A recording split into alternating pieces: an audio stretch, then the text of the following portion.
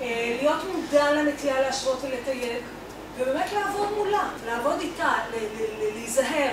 יש מילים שלא להשתמש בהם, למשל לא להגיד, לשים על המקרר רשימה של מילים, איזה מילים למשל כדאי להוריד, להוציא כמה שיותר מה... מה? איזה מילים? בשביל לא לתייג. יותר, פחות, גם, לעומת, תמיד. בכלל כל מה שאתה הופך אותו לכינוי... לא, אבל גם זה אומר ככה, הוא, וזאת נטייה מאוד איזה, הוא... נורא שובב לעומת. הוא נורא שובב לעומת, הוא הכי טוב. גם זה הכי מסוכן בעיניי.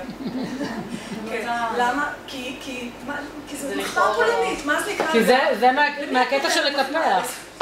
כאילו גם הוא רוקד יפה וגם אתה רוקד יפה. וגם אתה רוקד יפה, זה לא קשור. אתה רוקד יפה ואתה רוקד יפה. וגם כל המילים הלעומתיות והמשוואות אלה מילים שכדאי לזכור כמה שפחות להשתמש בהן. אבל משתמשים